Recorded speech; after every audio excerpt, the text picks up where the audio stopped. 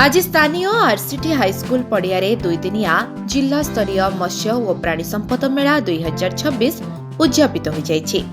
मुख्य उन्नयन अधिकारी जिला परिषद बिरंची नारायण दरवान अध्यक्षतार अनुष्ठित यह उद्यापन कार्यक्रम में मुख्य अतिथि रूपे जिलापाल डॉक्टर महेश्वर स्वाई जोग देइथिले।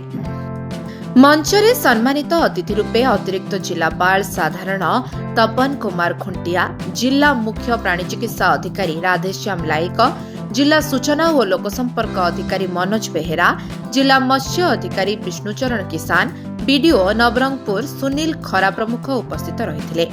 प्रथमे सीडीओ जिला परिषद समस्त को स्वागत करथिले और चाषी मानक आर्थिक अभिवृद्धि निमंते विभिन्न योजनार सफल रूपायन निमंते समस्त सहयोग कामना करथिले। मुख्य अतिथि जिलापाल निज वक्तव्य जिलार उपस्थित चाषी को स्वागत जणाई मत्स्य और प्राणी संपदर विभिन्न योजनार सामिल होई निजर आर्थिक अभिवृद्धि करने सह अन्य मानक उदाहरण देबाकू आह्वान करथिले। उद्यापन कार्यक्रम में जिला स्तरीय अधिकारी समस्त ब्लॉक रु मत्स्य चाषी, प्राणीपालक, स्वयं सहायक गोष्ठी, युव उद्योगी, अग्रणी चाषी, गणमाध्यम प्रतिनिधि उपस्थित रहिथिले। शेषरे जिला मत्स्य अधिकारी धन्यवाद अर्पण करथिले। नवरंगपुर उमरकोट रु त्रिपति नंदन रिपोर्ट, लिव लाइव ओडिया।